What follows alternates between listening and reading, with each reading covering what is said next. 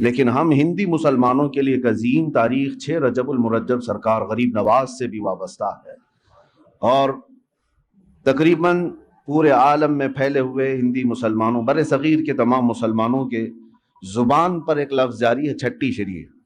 چھٹی ہو سکتا ہے بچے کے پیدا ہونے کے 6 دن بعد جو کی جاتی ہے، یا اس کے لیے ایک چھوٹا سا رسم کیا جاتا ہے، اس کو چھٹی کہا جاتا ہے، لیکن مسلمانوں کے درمیان جب بھی چھٹی کہیں گے تو کسی بچے کی نہیں بلکہ سرکار غریب نواز کی یاد آتی ہے۔ سرکار معین الدین حسن چشتی غریب نواز رضی اللہ تعالیٰ عنہ اللہ کی نعمتوں میں سے ایک نعمت ہے ہمارے لیے، اس ملک عزیز کے لیے اللہ تعالیٰ کی ایک رحمت کاملہ ہے، جن کے وجود مسعود سے، جن کے ورود مسعود سے اللہ تعالیٰ نے پورے ہند میں برکتیں پھیلائی، اور آج تک 800 سال کے بعد بھی وہ برکتیں دیکھنے کو ملتی ہیں۔ سنجر ایک علاقہ ہے، ایک شہر کا نام، پرانے زمانے میں جو خراسان ہوا کرتا تھا وہاں کا ایک علاقہ سنجر تھا۔ اس شہر کی ایک خاصیت میں آپ کو بتاؤں، اس گاؤں کی، اس شہر میں ایک بھی بندہ ایسا نہیں تھا جو تہجد نہ پڑھتا ہو، ایک بھی ایسا نہیں تھا۔ ہر گھر والا، ہر گھر کا ہر فرد تہجد ضرور پڑھتا تھا۔ ایک دن ایسا آیا کہ صبح ہو گئی اچانک اور کوئی تہجد کے لیے نہیں اٹھا۔ یہ اتفاق کی بات نہیں ہے، اس میں بوڑھے بھی ہیں، جوان بھی ہیں، سارے لوگ ہیں، کوئی ایک بھی بندہ ایسا نہیں جس کی تہجد چھوٹتی ہو۔ تہجد کے لیے ان سب کا اہتمام ہوا کرتا تھا، پورے شہر کا، پورے گاؤں کا۔ لیکن ایک رات ایسی آئی کہ اجالا ہو گیا اور کوئی تہجد نہیں پڑا۔ جب لوگ اٹھ کر کے گھروں سے واپس آنے لگے، سب کو اپنا افسوس ہونے لگا، اتنا اجالا آ گیا ہے اور ہماری تہجد رہ گئی ہے، قضا ہو گئی۔ اب فجر کے وقت کا وہ منظر جو صبح صادق کا ہوتا ہے، سفیدی کا، یہ نظر آنے لگ گیا تو سب ادھر ادھر سرگرداں تھے۔ اس میں ایک 90 سال کی عمر کے بزرگ تھے، ان کے پاس سب لوگ جمع ہوئے اور کہا کہ ماجرا کیا ہے، ایسا کیسے ہو سکتا ہے کہ کوئی ایک بھی بندہ نہ جاگا ہو تہجد کے لیے، برسوں سے ہماری تہجد قضا نہیں ہوتی۔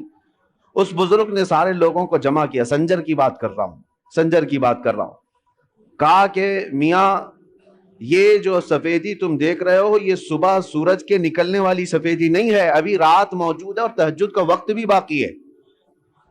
یہ اجالا وہ نہیں ہے جو روز سورج کے نکلنے سے پہلے آتا ہے، چلو میرے ساتھ۔ وہ صاحب کشف اور صاحب بصیرت بزرگ تھے، سارے قوم کو لے کر کے چلتے آئے، اور ایک گھر تھا حضرت خواجہ غیاث الدین کا جو سرکار غریب نواز کے والد گرامی ہے۔ اس گھر کے پاس آئے تو دیکھا روشنی وہاں سے نکل رہی ہے اور ان کے گھر پر پوری سفیدی ہے اور پورے شہر، پورے گاؤں میں اجالا پھیلا ہوا ہے۔ اس بزرگ نے کہا چلو اس گھر کا یہ مسئلہ ہے۔ آئے، گھر پر دستک دیا تو حضرت خواجہ غیاث الدین باہر آئے، پوچھا کہ کیا معاملہ ہے، تو مسکراتے ہوئے کہنے لگے آج میرے گھر میں بیٹے کی ولادت ہوئی ہے اور اس کا نام حسن رکھا گیا ہے۔ یہ وہی ولادت ہے جس کو آج پورے عالم میں غریب نواز کے نام سے یاد کیا جاتا ہے۔ عزیزان گرامی وقار، جن کی پیدائش اس حال میں ہو کہ وہ آتے ساتھ پورے شہر کو اجالا بخش رہے ہوں، تو پھر جس ملک میں قدم رکھیں اسلام کا اجالا کیوں نہ عطا کرے گے؟ وہ کفر کی اندھیریوں کو چھانٹ کر کے ہمیں اسلام کی روشنی دینے کے لیے ہی تو آئے تھے۔ عزیزان گرامی، سلطان الہند معین الہند سرکار غریب نواز رضی اللہ تعالیٰ عنہ سے ہماری صرف محبتیں اور عقیدتیں وابستہ نہیں ہے، بلکہ ہمارے ایمان اور اسلام کا رشتہ جڑا ہوا ہے۔ حقیقت تو بات یہ ہے کہ جتنے بھی صوفیاء اکرام، جتنے بھی مشائخ، جتنے بھی اولیاء ہند میں آئے، ان سب کی خدمات اپنی جگہ پر، لیکن آج علل اعلان ہم یہ کہہ سکتے ہیں کہ پورے بر صغیر کے چپے چپے پر آج کلمہ پڑھنے والوں کو یہ احسان ماننا ہوگا کہ کلمے کی تلقین بھی غریب نواز سے ہمیں ملی ہے۔ سلطان الہند سرکار غریب نواز رضی اللہ تعالیٰ عنہ کی بے انتہا وسعتیں، محنتیں، ان کی کاوشیں تھی جس کی وجہ سے اسلام آج ہر جگہ یہاں پر پھیلا ہوا اور چمک رہا ہے، اور اسی وجہ سے اب ہمیں ڈرنا بھی نہیں چاہیے کہ یہ غریب نواز کا پھیلایا ہوا دین ہے۔ ہاں، ڈرنا بھی نہیں چاہیے، اس لیے کہ اس وقت کی بات جب وہ آئے تھے، 6 یا 8 فقیر تھے ساتھ میں، فقراء کی ایک جماعت تھی، اور وہ دلی کی سرزمین سے ہوتے ہوئے جب اجمیر پہنچے تھے، تقریباً ہندوستانی سنی مسلمانوں کو واقعات معلوم ہے، کیا اجمیر والوں نے ان کا شاندار استقبال کیا تھا؟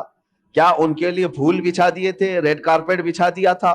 نہیں، وہ جس انداز سے اجمیر معلیٰ میں پہنچے تھے وہاں تو سخت مقابلہ تھا اور دشمنی کا سامنا تھا، حتیٰ کہ ان کو کسی درخت کے نیچے بیٹھنے تک نہ دیا جا رہا ہو، وہاں کے انا ساگر سے پانی نہ لینے دیا جا رہا ہو۔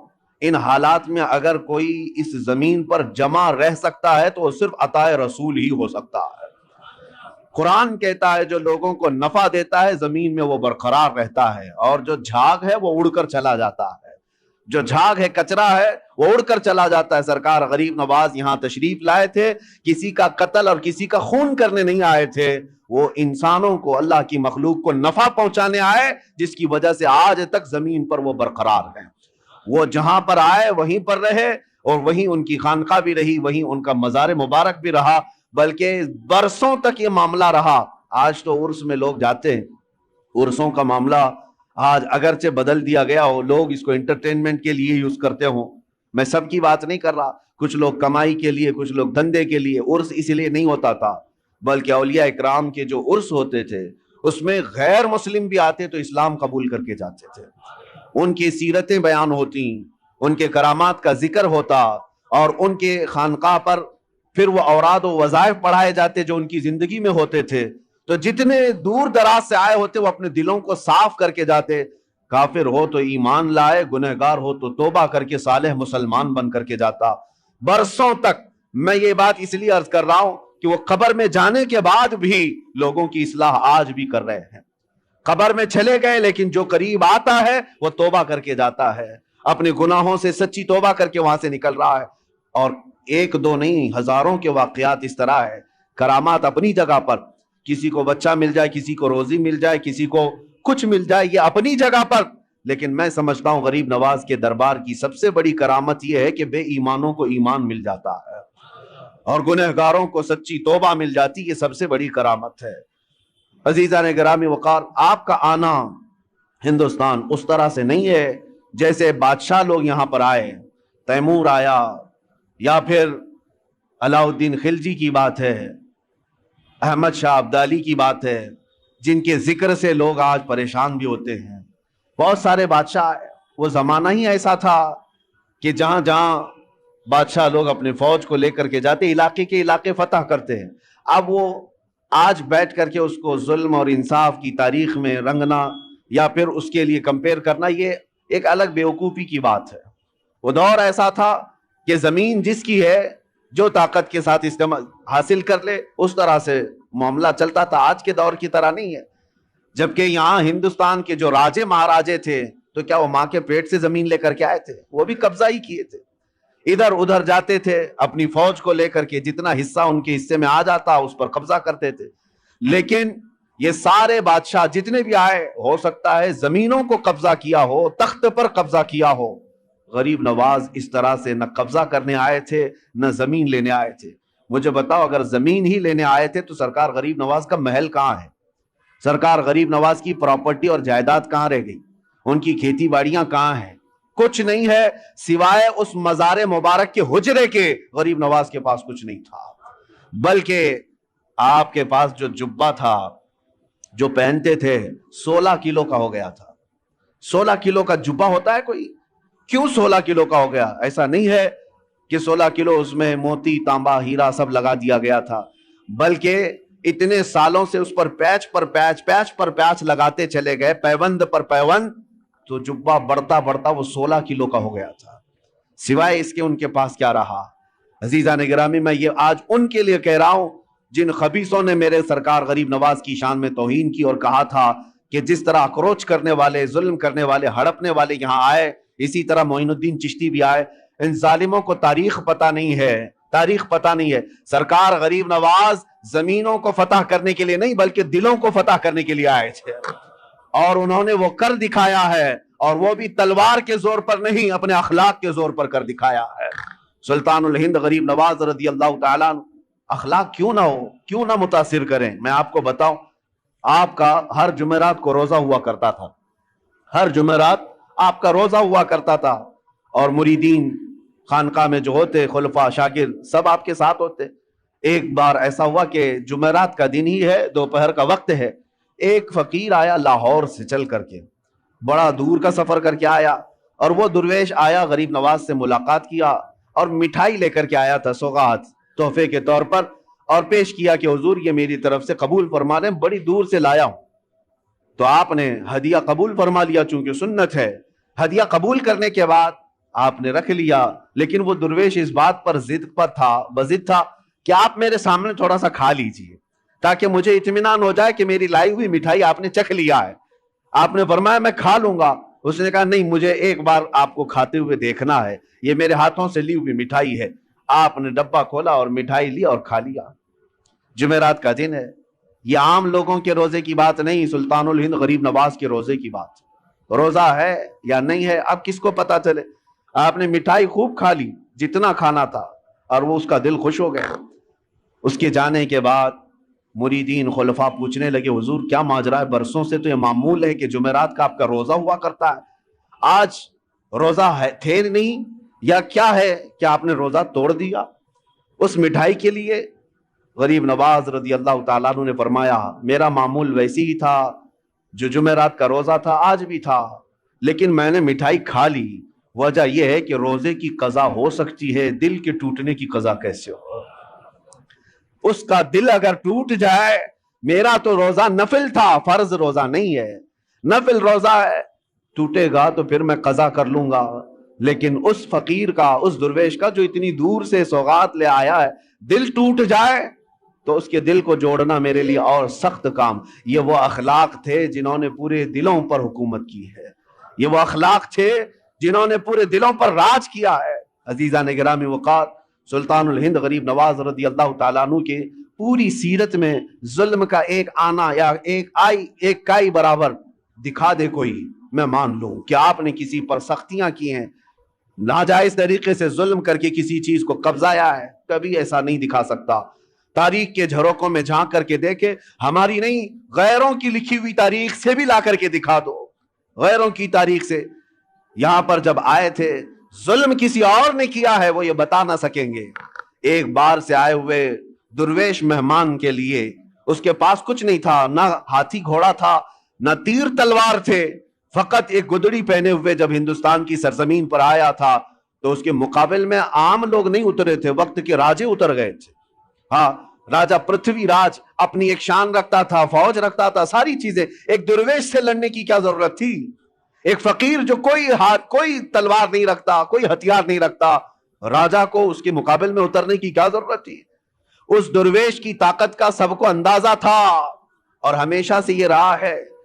اسلام کے متعلق یہ تاریخ یاد رکھو، ستیزہ کار رہا ہے ازل سے تا امروز، شرار ابو لہبی سے چراغ مصطفی۔ ہمارے ہاں کبھی بھی کوانٹیٹی نہیں دیکھی گئی ہے، ہمارے ہاں صرف کوالٹی پر ہی دار و مدار ہوا کرتا ہے۔ سرکار غریب نواز رضی اللہ تعالیٰ عنہ درویش گدڑی پہنے چند فقیروں کے ساتھ آئے، لیکن مقابلہ کرنے کے لیے پوری فوج کھڑی ہے، سپاہی ہیں، بادشاہ ہے۔ اتنے پر بس نہ ہوا تو جادوگر بھی لائے گئے۔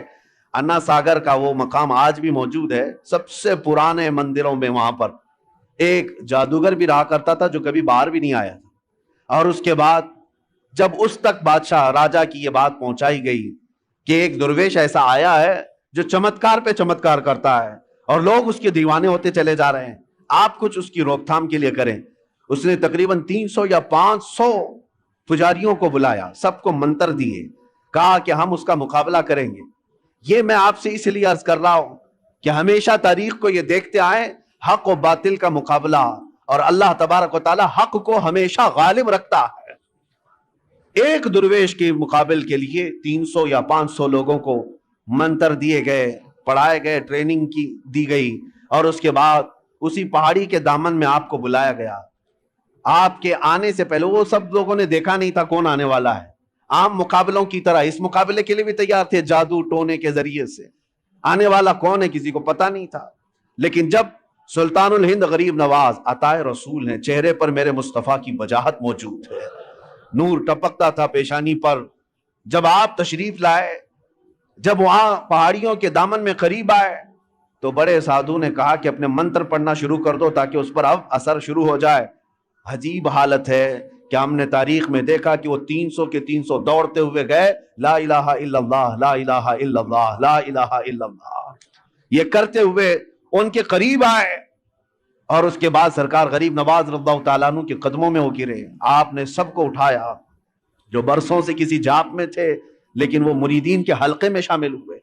اس وقت جو بڑے بڑے لوگ جادو والے تھے انہوں نے یہ اعلان کیا کہ یہ جادوگر نہیں ہے جس سے ہم مقابلہ کر رہے ہیں, جادو کا معاملہ الگ ہوتا ہے, اس کے پاس جو زبان ہے وہ کوئی اور ہے جو دلوں کو بھی خرید لیا کرتی ہے.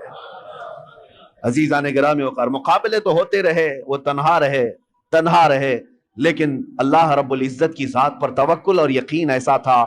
آپ کو میں ایک بات بتاتا ہوں, یہ وہ دور تھا جب آپ ہندوستان آ رہے تھے. شہاب الدین غوری اس نے کئی مرتبہ حملے کیے تھے پرتھوی راج کے ساتھ اور کئی راجاؤں کے ساتھ, لیکن شکست کھا کر کے جاتا تھا.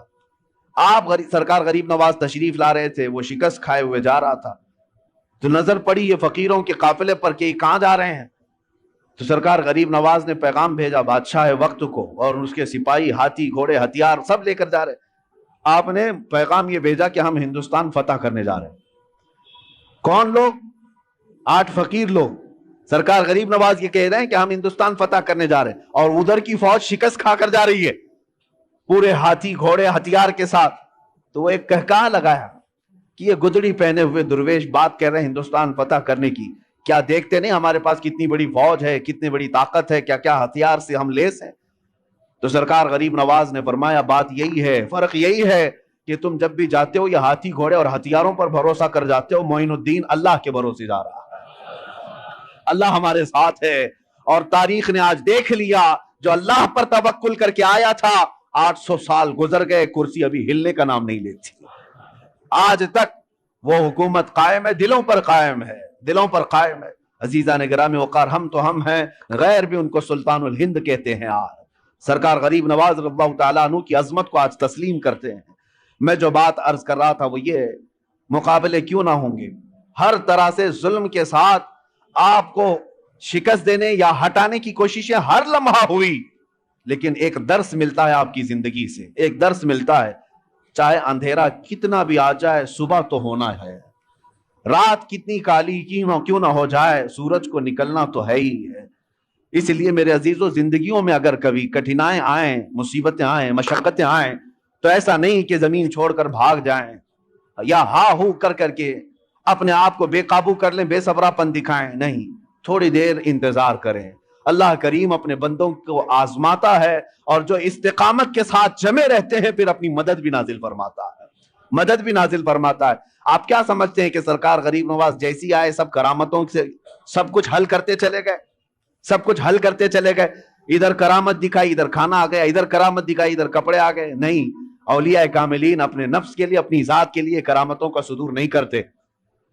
ہاں, وہ بے اختیار ان سے کچھ کام صادر ہوتے ہیں, بے اختیار ہوتے ہیں. وہ ایسا نہیں ہے کہ کوئی موکل ہے اس کو کہہ دیں حاضر ہو جا, ابھی مجھے سونا لا کر کے دے دے, ابھی مجھے چاندی لا کر دے دے, مٹھائی کی خواہش ہوئی فلاں مٹھائی کی دکان سے مٹھائی لا کے دے دے. یہ کرامتوں کا مطلب یہ نہیں ہوتا. وہ اپنی ذات کے لیے, پیٹ بھرنے کے لیے کرامتوں کا استعمال نہیں کرتے. ان کے پاس کرامتوں کا اختیار تھا, باوجود اس کے فاقے پر زندگی گزارتے تھے, مشقتوں سے گزرے ہیں. آپ کو پتا ہے آپ کے ایک صاحبزادے خواجہ حسام الدین رحمت اللہ تعالی علیہ بچپن میں مدرسے سے پڑھ کر کے آ رہے تھے, اور بھی طلبہ تھے, کسی استاد کے پاس پڑھ کر کے آ رہے تھے. بیچ راستے میں ان کو چکر آ گیا اور گر گئے. دوستوں نے اٹھایا, کہا حسام الدین کیا بات ہے؟ کہا 2 دن سے ہم کھانا نہیں کھائے. سرکار غریب نواز کے بیٹے ہیں, کھانا نہیں کھائے, بھوک کی شدت ہے کہ آج کمزوری آ گئی, گر گئے. تو وہ دوستوں نے پوچھا کیا آپ نہیں کھائے؟ تو آپ کے والد کہا وہ پچھلے 8 دن سے تو فاقے میں ہیں, وہ روزہ رکھتے ہیں, دن میں شام میں پانی پی لیتے ہیں, ان کا تو فاقہ اور ہے. بیٹے نے صرف اتنا کہا دوستوں سے, سب گئے اپنے اپنے گھروں میں جا کر کہنے لگے کہ آج تو بڑا غضب ہوا, ہم نے سلطان الہند معین الدین حسن چشتی رضی اللہ تعالیٰ عنہ کے بیٹے کو فاقے میں گرتے ہوئے دیکھا, اور انہوں نے بتایا کہ ان کے گھر میں فاقہ چل رہا ہے. جب بچوں نے یہ بات پہنچائی اپنے والدین سے, تو شام سے پہلے جتنے متعلقین تھے سب بڑے بڑے طبق کھانے کے بھر کر کے خانقاہ پر لے آئے. حضرت سرکار غریب نواز بیٹھے ہوئے تھے, دیکھا اچانک آج کھانے کا اس قدر وافر انتظام, کثیر تعداد میں کھانا آ گیا ہے. پوچھا کہ یہ بات کیا ہے, آج اتنا کھانا کیسے آ گیا؟ لوگوں نے کہا کہ حضور آپ نے کبھی اشارہ تک نہیں کیا کہ آپ کے گھر پہ فاقہ ہے، ہم غریبوں کو آپ حکم فرماتے ہیں ہم اپنی جان حاضر کر دیں، کیسے تم لوگوں کو کس نے بتایا؟ سرکار غریب نواز نے پوچھا تو لوگوں نے کہا آج حضرت آپ کے صاحبزادے حسام الدین چکرا کر گر گئے تھے، پوچھا ہمارے بچوں نے تو انہوں نے بتایا کہ آپ پچھلے ایک ہفتے سے فاقے میں ہیں اور وہ کمزوری کی وجہ سے گر گئے تھے۔ حضرت خواجہ غریب نواز رضی اللہ تعالیٰ عنہ کھانا تو کھا لیے، ان کے ساتھ بیٹھ کر کے کھائے اور اس کے بعد اپنے گھر پر آئے، بلائے حسام الدین کہاں ہیں؟ بیٹا سامنے آیا، کہا اب میری نظروں سے تم ہمیشہ کے لیے دور ہو جاؤ، اس لیے کہ یہ فاقہ میں دنیا کے لیے نہیں میرے رب کی رضا کے لیے کرتا تھا، اور جو میرے اور میرے رب کی راز کو باہر لوگوں میں افشا کرے میں اس کو اپنے چھت کے نیچے نہیں دیکھنا چاہتا۔ یعنی اس بات سے آپ اندازہ لگائیں کہ یہ نہیں ہے کہ کرامتوں کے ظہور اور صدور سے طبق کے طبق وہ کھانے اتروائیں، اگر وہ چاہتے تو یقیناً اللہ ضرور دیتا، وہ سونے چاندی کے قلعے کیے ہوئے محل میں رہ سکتے، لیکن اولیاء کاملین پہلے سٹرگل کرنا سکھاتے ہیں، مشقتوں کا سامنا کرنا سکھاتے ہیں، کیونکہ سنت مصطفیٰ یہی ہے، نبی پاک صلی اللہ تعالیٰ علیہ وسلم کی سنت یہی ہے۔ آج تھوڑی سی مصیبتوں پر ہم گھبرا کر کے واویلا مچاتے ہیں، حالات خراب ہیں، ادھر جاؤ ادھر جاؤ۔ ہوا کیا تمہارے ساتھ آج؟ کس نے تمہیں آج آزمایا ہے؟ وہ تلواروں کے نیچے بھی سجدے نہیں چھوڑتے تھے، آج تمہیں کون ہے جو اذانوں سے روکتا ہے؟ کون ہے تمہیں مسجدوں میں جانے سے روکتا ہے؟ کوئی نہیں روکتا۔ تم تو آج محو خواب ہو اور خراٹے لیتے ہوئے اپنی نمازیں قضا کر جاتے ہو، کوئی تمہیں روکنے والا نہیں۔ عیش و عشرت آج اللہ نے اتنا دیا ہے جتنا ماضی میں کبھی لوگوں کو ملی نہیں ہوگی۔ آج تک بتاؤ کیا تم یا تمہاری اولاد کبھی ننگے رہے؟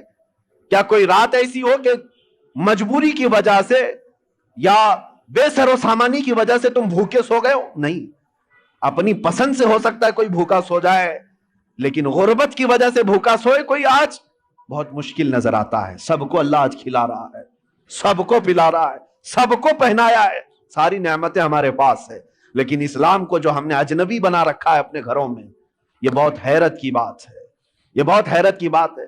جس اسلام کا نام ہمیں عزت دیتا ہے، جس مصطفیٰ کی نسبت ہمیں عزت دیتی ہے، اسی اسلام کو ہم نے آج اجنبی بنا کر رکھا ہے۔ اجنبی کا مطلب کیا ہے؟ ہم اسلام زندہ باد کے نعرے سڑکوں پر لگا سکتے ہیں، اپنے گھر میں لگاؤ، اپنے گھر میں اسلام کو زندہ کر کے دکھاؤ۔ تم اپنی بیٹیوں پر اسلام کو پسند کرتے ہو؟ کیا تم اپنی بیویوں پر اپنی بہنوں پر اسلام کو پسند کرتے ہو؟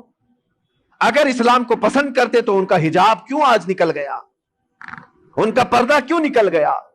گویا کہ ہم اسلام کو صرف مسجدوں میں پسند کرتے ہیں، باہر شادی محل میں جا کر کے دیکھیں، ہال میں، وہاں کوئی اسلام نہیں ہے، اسلام کو پسند ہی نہیں کرتا مسلمان، اجنبی بنا رکھا ہے۔ اپنے برتنوں پر، اپنے دسترخوانوں پر کیا اسلام کو پسند کرتے؟ اگر تمہیں اپنے کھانے میں بھی اسلام پسند تھا تو یہ کیا ہے کھڑے کھڑے قطاروں میں جو کھاتے ہیں؟ کیا یہی اسلام ہے؟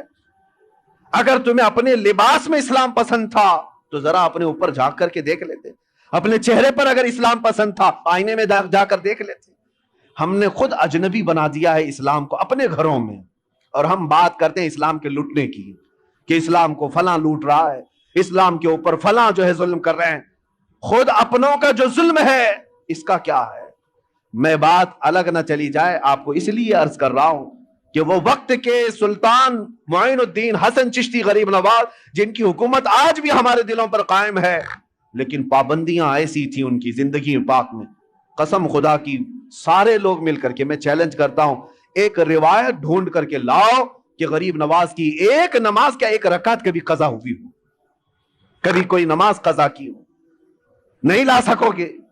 ان کی زندگی بھر کی عبادتیں، اور پھر حد تو یہ ہے، میں نے ایک بات پڑھی تھی مجھے بہت حیرت ہوئی، رجب المرجب کے یہی 6 تاریخ کو آپ کا عرس مبارک ہے، پہلی رجب کو آپ اپنے خانقاہ میں اندر چلے گئے تھے، حجرہ بند کر لیا تھا، کھڑکیاں بھی بند، کسی کو اندر آنے کی اجازت نہیں تھی، آپ اکیلے تھے، اور اللہ اللہ اللہ کی آوازیں آتی رہی۔ 6 رجب تک لوگ دن رات آوازیں سنتے تھے باہر سے، اور 6 رجب کے عین دوپہر کے وقت آواز بند ہو گئی، آواز رک گئی۔ اب میں آپ سے پوچھتا ہوں کہ ایک کمرہ پورا چاروں طرف سے بند ہو، کھڑکیاں بھی بند ہیں، دروازے بھی بند ہیں، اندر کیا حال ہوگا؟ گرمی کا حال، یا پسینے کا حال کیا ہو سکتا ہے، کوئی ہوا کا انتظام نہ ہو، آپ اندازہ کر سکتے ہیں۔ لیکن جب آواز بند ہوئی تو خلفاء و مریدین نے کافی انتظار کے بعد دروازہ توڑ دیا۔ انہیں ایسا لگا کہ شاید آپ کے ساتھ کچھ ہو نہ گیا۔ دروازہ توڑ دیا تو دیکھا آپ چارپائی پر لیٹے ہوئے ہیں اور آپ کی روح کب سے انصری سے پرواز کر چکی، آپ کا وصال ہو چکا۔ لیکن اندر آتے ہی جیسے ہی مریدین کی نظر پڑی، پیشانی پر لکھا ہوا تھا ھذا حبیب اللہ مات فی حب اللہ، یہ اللہ کا حبیب ہے، اللہ کی محبت میں چلا گیا ہے۔ جو بات میں عرض کرنے جا رہا تھا وہ یہ، دیواروں پر دیکھا گیا آپ کی سانسیں جو نکلتی تھی، آپ کی سانسیں نکل کر یہ جو بھاپ بنتی تھی، دیواروں پر وہ پسینہ جمع تھا شبنم کی طرح سے، لیکن اس پسینے کے قطروں کو دیکھا گیا غور سے تو ہر قطرے سے لا الہ الا اللہ لکھا ہوا نظر آتا تھا۔ سانسیں جو نکلتی ہیں جہاں جا کر جم جائیں اس میں بھی ذکر الہی موجود ہے۔ عزیزان گرامی وقار، جن کی عبادتوں کا اور ریاضتوں کا یہ حال ہو تو کیا رب تبارک و تعالیٰ انہیں یہ مقامات علیہ نہیں عطا فرمائے گا؟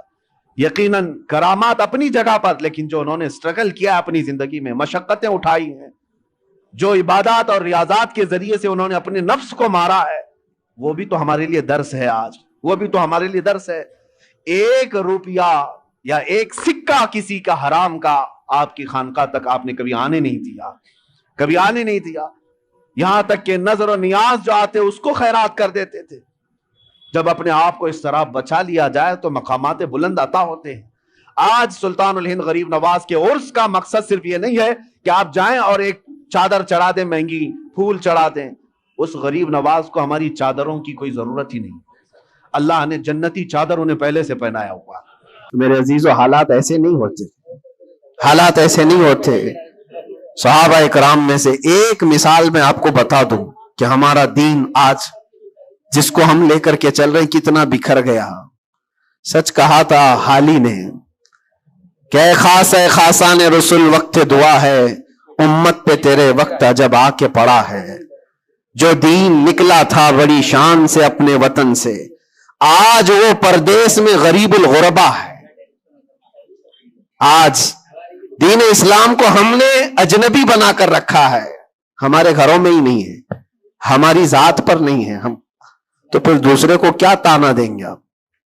آپ اسلام زندہ باد کا نعرہ لگاتے ہیں اور اب اسلام کی حقانیت کو بلند و بالا انداز میں بیان کرتے ہیں، سڑکوں پر آ جاتے ہیں۔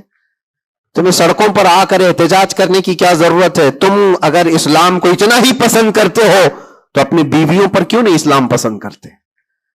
اپنی بچیوں پر، اپنے گھر والوں پر اسلام کو کیوں نہیں پسند کرتے؟ انہیں بے پردہ باہر جب گھمایا جاتا ہے تب اسلام زندہ باد کا نعرہ کیوں نہیں؟ یہ شادی ہال میں کبھی جا کر دیکھیں، یہ پارٹیوں میں جا کر دیکھیں، اندازہ بھی نہیں ہوتا کہ یہاں مسلمانوں کا جم غفیر ہے۔ میرے عزیزو، ایک حدیث عرض کرتا ہوں، حضرت ابو دردہ رضی اللہ تعالیٰ عنہ سے منسوب ہے۔ حضرت عمر فاروق رضی اللہ تعالیٰ عنہ کا زمانہ خلافت ہے اور عادل کے وہ بادشاہ ہیں، بیٹھے ہوئے تھے، ایک شخص کو پکڑ کر لایا گیا عدالت میں، کہا گیا کہ اس نے قرض لیا ہے اور یہ دیتا نہیں ہے۔ تو جو قرض خواہ تھے وہ بھی صحابی تھے، انہوں نے کہا کہ یہ اجنبی آدمی مدینے کا تو ہے نہیں، لیکن میں نے اس کو پیسے دیے تھے، یہ واپس نہیں لوٹاتا اور آئیں کائیں کرتا رہتا ہے، بہانے بناتا ہے۔ حضرت عمر فاروق رضی اللہ تعالیٰ عنہ نے اس اجنبی شخص سے کہا، اب تم کیا کہنا چاہتے ہو؟ تمہیں قید میں ڈال دیا جائے گا، تم اس کے پیسے ادا کرنا چاہتے ہو یا نہیں؟ اس نے کہا مجھے 2 دن کی مہلت چاہیے، میں جاؤں گا اور لا کر کے واپس اس کی رقم ادا کر دوں گا جو مجھ سے تقاضا کر رہے۔ حضرت عمر نے کہا کہ تو جائے گا یہاں سے چھوڑ کر اور واپس آئے گا نہیں آئے گا، اس کا کیا بھروسہ؟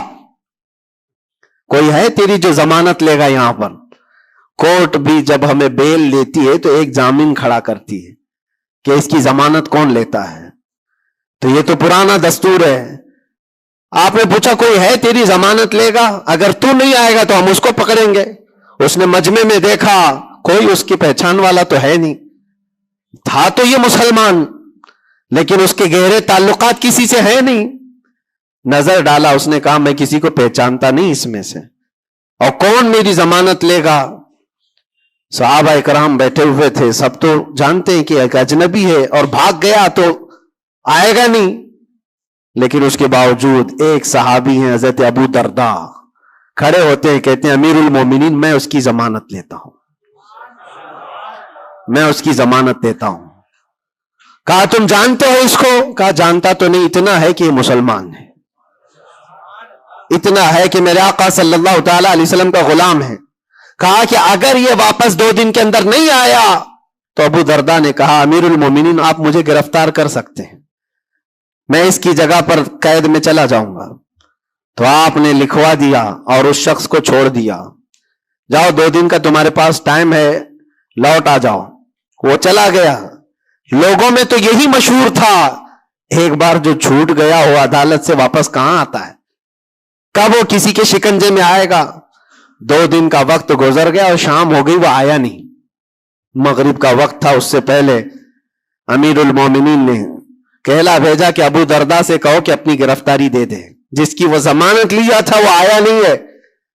عدالت پھر سے لگی، قرض خواہ جنہوں نے قرض دیا تھا وہ بھی تھے، اور حضرت ابو درداء کو لایا گیا، کہا کہ میں تیار ہوں۔ وہ نہیں آیا، لیکن ابھی عدالت ختم ہونے سے پہلے دیکھا کہ وہ شخص واپس لوٹ آیا، مال بھی لے کر کے آیا، اور کہا کہ امیر المومنین مجھے تاخیر ہو گئی، میں معافی چاہتا ہوں، راستہ ایسا تھا ویسا تھا، لیکن میں لوٹ آیا اور جس کی یہ امانت ہے وہ واپس کرتا ہوں۔ حضرت عمر فاروق رضی اللہ تعالیٰ عنہ نے فرمایا ٹھیک ہے، جس کا قرض ہے، جس کے تم نے لیے تھے اس کو لوٹا دو۔ اس نے جب وہ قرض خواہ جو صحابی تھے ان کو لوٹانے کی بات کی کہ آپ کی امانت آپ لے لیں، تو وہ کھڑے ہوئے اور کہا کہ میں معاف کر دیتا ہوں، جو تو نے لیا تھا اس کو میں نے معاف کر دیا، جاؤ۔ تو حضرت عمر فاروق رضی اللہ تعالیٰ عنہ فرماتے ہیں کہ پھر یہ مجلس دیکھی تو اس اجنبی شخص سے پوچھا تو چاہتا تو بھاگ جاتا، تو چھوڑ کر چلا جاتا، واپس نہیں آتا تو کون پکڑ کر لاتا، تو کس علاقے کا ہے یا کہاں جاتا، واپس کیوں آیا؟ جانتے ہو اس نے کیا جواب دیا؟ امیر المومنین آپ سچ کہہ رہے ہیں، میں ایسی جگہ چلا جاتا جہاں سے لوگ مجھے پکڑ کر نہ لاتے، تھوڑی سی رقم ضرور تھی، میں بچا کر کے چلا جاتا، لیکن دل میں یہ خیال آیا کل کو دنیا یہ کہے گی رسول اللہ کے غلام دھوکے باز ہوتے ہیں، کہیں اللہ کے نبی صلی اللہ تعالی علیہ وسلم کے اوپر کوئی انگلی نہ اٹھائے کہ حضور کا غلام ایک مسلمان دھوکہ دیتا ہے، اس لیے میں واپس لوٹ آیا۔ میرے لیے دنیا حقیر ہے، میرے مصطفیٰ کی نسبت بہت بلند ہے۔ امیر المومنین نے ابو درداء سے پوچھا کہ اے ابو درداء، تم ایک اجنبی شخص کی ضمانت لینے کو تیار ہو گئے، تمہارے اندر کیا جذبہ آ گیا ایسا؟ ابو درداء نے کہا امیر المومنین میں نے دیکھا یہاں پر حالات ایسے کہ اس کو پہچاننے والا کوئی نہیں، اور اگر ہم میں سے کوئی بھی نہیں اٹھتا تو یہ شخص اور اس کے بعد آنے والی قوم یہ کہتی حضور پاک صلی اللہ علیہ وسلم کے غلاموں میں مدد کرنے کا جذبہ ختم ہو گیا ہے، نبی پاک صلی اللہ تعالی علیہ وسلم کے غلاموں میں مدد کرنے کا جذبہ چلا گیا، کوئی اگر یہ تانا مارتا، اسی لیے میں کھڑا ہو گیا۔ زیادہ سے زیادہ کیا ہوتا کہ میں قید میں چلا جاتا، لیکن میرے نبی کی ذات پر کوئی انگلی تو نہیں اٹھا سکتا۔ حضرت امیر المومنین نے اس صحابی سے پوچھا تم نے قرضہ معاف کیوں کر دیا؟ اور عدالت میں مقدمہ کیا تھا، معاف کرنا تھا تو پہلے کر دیتے۔ آپ نے کہا کہ میں اس کو پہلے پہچانتا نہیں تھا، لیکن یہ جب 2 دن کا موقع لے کر گیا بھی اور واپس لوٹ آیا بھی تو امیر المومنین میرا تو یہ حق بنتا ہے کہ میں اس مسلمان کا قرض معاف کر دوں، اس لیے کہ میرے دل میں بھی یہ خیال آیا کہ اگر میں معاف نہ کرتا تو کل کو دنیا یہ کہتی کہ رسول اللہ کے غلاموں میں معاف کرنے کا جذبہ بھی چلا گیا۔ یہ ہے پورا دین، یہ ہے پورا دین، ایک دوسرے کو معاف کرنے کا جذبہ، ایک دوسرے کی مدد کرنے کا جذبہ اور وعدے کو مکمل کرنے کا جذبہ، یہ کل ملا کر کے دین بنتا ہے۔ عزیزان گرامی وقار، آج جن حالات سے ہم گزر رہے ہیں، ہمارے درمیان نفرتوں کی دیواریں کھڑی ہیں، ایک دوسرے کو سلام کرنے سے بھی کتراتے ہیں، جبکہ مسجد کی صفوں میں شانے سے شانہ لگا کر کھڑے ہوتے ہیں. پھر وہ کون سا جذبہ ہے جو مر گیا ہے یا ختم ہونے کو آ گیا ہے؟ زندہ کرو. ہم اس نبی پاک صلی اللہ تعالی علیہ وسلم کی امت میں ہیں. اس نبی پاک صلی اللہ تعالی علیہ وسلم کی امت ہے جہاں ہماری جان جا رہی ہو لیکن میرے پڑوس میں کوئی پیاسا ہو تو ہم پانی نہ پی کر اسے پانی پلا دیتے ہیں. ہماری یہ تاریخ رہی ہے کہ نہیں رہی ہے؟ صحابہ اکرام کی یہ تاریخ ہے. مدینہ طیبہ کو جا کر دیکھ لینا. نبی پاک صلی اللہ تعالی علیہ وسلم کے اس پاک زندگی میں ایسا بھی تھا کہ ایک صحابی کے گھر گوشت کا تحفہ آیا, بھنا ہوا گوشت تھا, کسی نے دیا. انہوں نے یہ سوچ کر کے بغل میں دے دیا مجھ سے زیادہ بھوکے میرے پڑوسی ہیں. پڑوسی نے یہ سوچا مجھ سے زیادہ میرا پڑوسی بھوکا ہے. وہ گوشت کی بھنی ہوئی سری بکری کی مدینے میں ایک رات میں سب گھروں میں گھومتی گھومتی اسی پہلے صحابی کے گھر آ گئی. ہر ایک کو یہ خیال تھا مجھ سے زیادہ حق اس کا ہے. ہر ایک کو یہ خیال تھا مجھ سے زیادہ اس کا حق ہے.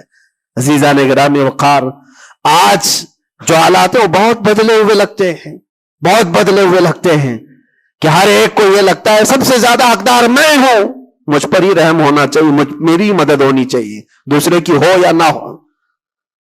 یہ تمام باتیں صرف اس لیے کہہ رہا ہوں کہ ائمۃ المسلمین اور عامتہم جو حدیث پاک میں آیا ہے, مسلمانوں کے امام, مسلمانوں کے لیڈر, ان کے بارے میں خیر خواہی کرنا یہ بھی دین ہے. اور آج تو جن حالات کو دیکھ رہے ہیں ہم, الیکشن کا ماحول ہے, ہر ایک کی نظر لوگوں کے صرف ووٹ پر لگی ہوئی ہے, اور پھر اس کے بعد پتہ نہیں 5 سال تک تو ڈھونڈتے رہو پتہ بھی نہیں ملتا.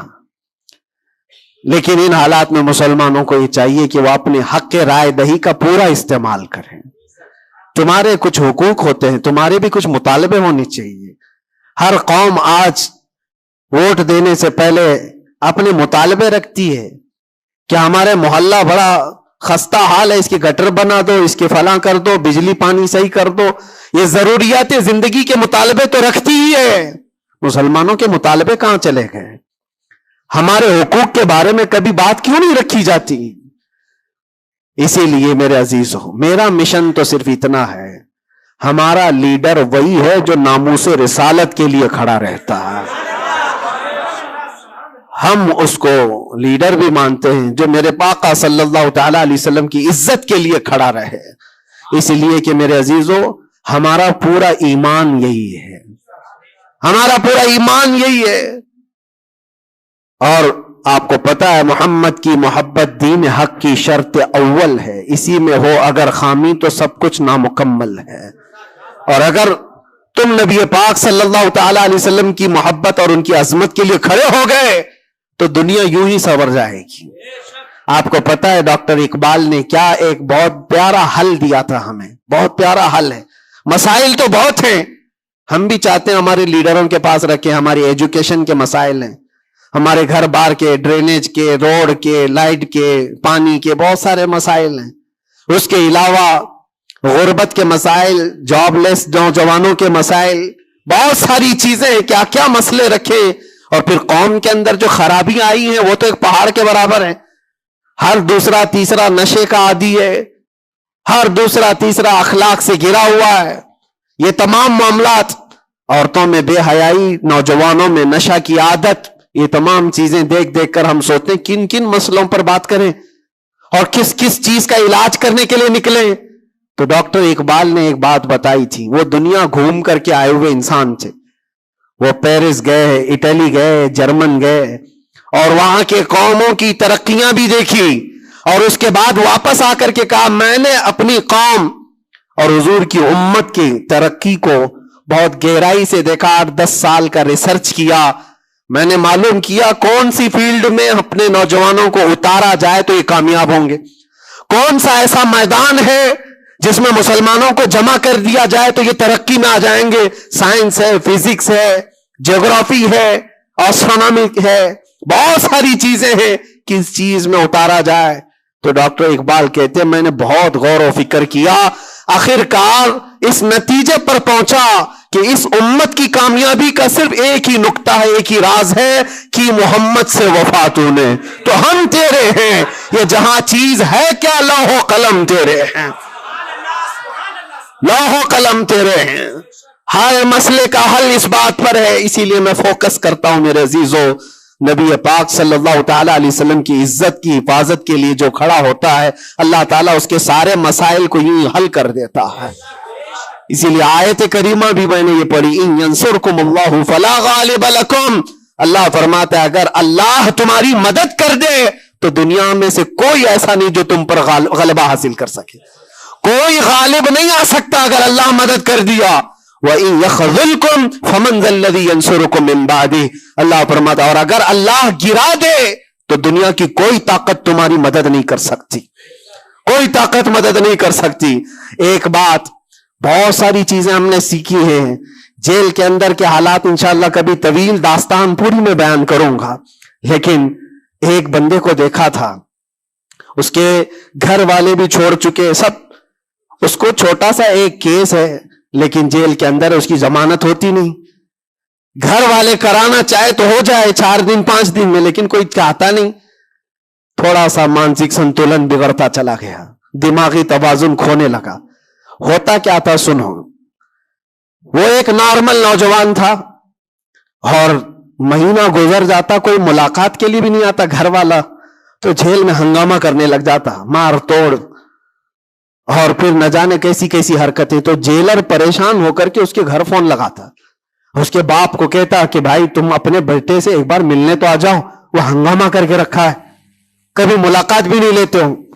उसका बाप आया, आकर के मुलाकात लिया और बेटे ने पूछा कि कब छूट रहा हूं मैं, कब निकलूंगा मैं। कहा बेटा इस मंडे को जो है तुम्हारी जमानत हो जाएगी, ये मंडे को रखा है, हो जाएगी। कहा अच्छा ठीक है। इतना खुशी खुशी सब कैदियों से मिलने के लिए आता बेरक में, ये मंडे तो मेरा हो गया, मैं जा रहा हूं। मेरे बाप ने कहा है मंडे आता, ट्यूसडे आता, वेंसडे आता, सब चला जाता, खत्म। फिर 10-15 दिन गुजर जाते, बाप भी नहीं आता, भाई भी नहीं आता, और फिर महीना गुजरने को आता, फिर इसका दिमागी तवाजुन बिगड़ने लगता, फिर हंगामा करता, फिर जेलर फोन करके बुलाता बाप से कि मिलने क्यों नहीं आते हो। बाप आता, बेटा कोई बात नहीं, कुछ मसाइल में घिरे हुए हैं, हो सकता है जानबूझ करके उसके घर वाले कर रहे हो, कुछ लोगों को जबरदस्ती जेल में रखा जाता है, घर वाले ही रखते हैं, बाहर से अच्छा है यहां खाते पीते आराम से रहो, दूसरों की जिंदगी अजीरन करने से बेहतर है कि यहां रहो। दूसरी बार आया, कहा अब्बा कब छूट रहा हूं मैं। कहा बस इस मंडे को रखा है, वकील जो है मिला नहीं था, इस मंडे को तुम्हारी जमानत हो जाएगी। पक्की बात लेकर के आता फिर, और यहां पर बिल्कुल आयश मौज मस्ती में कि इस मंडे तो जा रहा हूं मैं। दूसरा मंडे आया, उसके बाद फिर चला गया। ऐसा 4 बार हुआ और सब कैदियों में बात मशहूर थी कि ये मंडे को जाने वाला है, और सब उसको छेड़ते थे। जब कभी उसकी मुलाकात आती तो कहते मंडे को जा रहा है ना। ये बात मजाक के तौर पर चलती रहती थी, लेकिन किसी के साथ हम मजाक करते हैं, ये नॉर्मल लाइफ होती है। लेकिन उस लड़के के मुतालिक मैंने एक बात सीखी, 4-5वीं मर्तबा होगी बात है, वो मुलाकात लेकर के वापस आ रहा था, अभी उसने कुछ कहा ही नहीं, सारी बेरक में सब बोलने लग गए कि मंडे को है ना तेरी जमानत। तो इतना चिढ़ गया, क्या पता उसको बहुत हर्ट हुआ, तकलीफ हुई। उसने गरज करके चीख चीख करके कहा, गाली दे करके कहा कैदियों को कि तुम सब घिरे हुए लोगों, एक बात मेरी सुन लो, खुदा जिस दिन मेरा लिख दे, जिस दिन लिख दे, उस दिन सबके मुंह तुम्हारे काले होंगे और कोई मुझे दरवाजे में अंदर नहीं रख सकता। जिस दिन मेरे छूटने का वहां से आ जाए परवाना लिखा हुआ कि ये दिन ये बंदा छूटने वाला है, उसके बाद वो कहता है मुझे यहां का प्राइम मिनिस्टर भी नहीं रोक सकता। मैं देखा इतना यकीन है इसको। एक तो अपने बाप से हर बार सुनता था इस बार जमानत हो जाएगी, उस बार जमानत हो जाएगी, और हकीकत में मेरे अजीजों ये जुमेरात का दिन था जब वो अपने बाप से मुलाकात करके आया था, उसको ताना मारा जा रहा था मंडे को जा रहा है। तब उसने कहा था जिस मंडे को भी मेरा रब लिख दे, जिस दिन भी लिख दे कि इसको इस दिन यहां से निकलना है, पूरी ताकतें मिलकर के भी मुझे दरवाजे के अंदर नहीं रख सकती। इत्तेफाक की बात है उसी मंडे को उसकी जमानत भी हो चुकी थी, وہ جا بھی رہا تھا، بسترے اٹھایا، سارا سامان اٹھایا اور سب کو پلٹ کر کہنے لگا، دیکھا حقیقت میں جو بیل ملتی ہے، جو ضمانت ملتی ہے، وہ رب ذوالجلال کے فیصلوں سے ہوتی ہے۔ یہ یقین اور توکل کی بات میں عرض کر رہا ہوں۔ عزیزان گرامی وقار، بہت سارے ایسے مسائل ہیں، اسی لیے میں آپ سے کہتا ہوں اگر اللہ مدد کر دے تو کوئی غالب نہیں آ سکتا، اور اگر اللہ تعالیٰ گرا دے تو پھر کوئی مدد بھی نہیں کر سکتا۔ اسی لیے اللہ تبارک و تعالیٰ کی مدد کس کے لیے آتی ہے وہ بھی قرآن کہتا ہے، وَكَانَ حَقًّا عَلَيْنَا نَصْرُ الْمُؤْمِنِينَ، ہم نے اپنے اوپر لازم کر لیا ہے کہ ایمان والوں کی مدد کریں گے۔ اور ایمان والا ہے کون؟ لا يؤمن احدكم حتى اكون احب اليه من والده وولده والناس اجمعين۔ میرے آقا فرماتے ایمان کامل اس کا ہے جو ساری دنیا سے زیادہ مجھ سے محبت کرتا ہے۔ مفہوم حدیث عرض کر رہا ہوں، اپنے ماں باپ، اپنے اولاد، اپنے مال دولت، سارے انسانوں سے زیادہ اللہ کے رسول سے محبت کرتا ہے تو اس کا ایمان کامل ہے، اور جس کے ساتھ ایمان کامل ہوگا اس سے اللہ کی مدد آئے گی، اس پر اللہ کی مدد آئے گی۔ میرے عزیزو، بظاہر حالات اگر کسی کے ساتھ خراب ہو جائیں تو یہ مت سمجھ جانا۔ میں اکثر ایک بات محسوس کرتا تھا کہ ظالموں نے جس انداز میں بے قصور لوگوں کو بھی قید کیا اور ہمیں بھی زبردستی جن حالات سے گزارا گیا، پھر کبھی عرض کروں گا انسانی فطرت ہے، کبھی کبھار بکھر جاتے ہیں، تقاضا بشریت کے اعتبار سے گھبراہٹ تو ہمیں بھی ہوتی تھی، پھر تاریخ یاد آتی میں پہلا تھوڑی نہ ہوں۔ سیدنا حضرت مظفر حسین کچوچی رحمت اللہ علیہ فرماتے تھے، مظفر کو مقید نہ سمجھ ایسے یاد، میری اسیری بھی سنت آبائی ہے، میرا یہ قید ہونا بھی میرے آبا و اجداد کی سنت ہے۔ بزرگان دین گئے ہیں اور جیلوں میں رہے اور واپس نکلے، لیکن ایک بات ہمیشہ یاد رکھو، اسلام زندہ ہوتا ہے، بس قربانیاں رائگاں نہیں جاتی، ضائع نہیں ہوتی۔ اللہ تعالیٰ کی مدد جس کے ساتھ ہے تو بظاہر حالات میں ایسا ہوگا۔ مجھے اچھی طرح سے پتا ہے، پہلے بھی معلوم تھا، میں نے تقریروں میں بہت کہا بھی تھا کہ مجھے اچھا معلوم ہے کہ میری تقریروں کا انجام کیا ہونے والا ہے، نتیجہ کیا ہونے والا ہے۔ مجھے کیسی کیسی دھمکیاں پہلے بھی دی گئی ہیں، ابھی بھی ہے۔ آنے سے پہلے بھی کچھ لوگوں نے کہا تھا اتنا لمبا ہم نے کٹا دیا، اب تو بھول جاؤ گے، وہ شعر پڑھو گے، یہ شعر پڑھو گے، کیسی تقریریں کرو گے۔ ہم نے کہا میرے عزیزو، آپ کیا سمجھتے ہو، مچھلی کے تیرنا ختم ہو سکتا ہے، پرندے کا اڑنا ختم ہو سکتا ہے، شیر کا شکار کرنا ختم ہو سکتا ہے، وہ تو جانور ہے، ان کی فطرت نہیں ختم ہوتی۔ میں غلام مصطفیٰ ہوں، میری فطرت کیا ختم ہوگی؟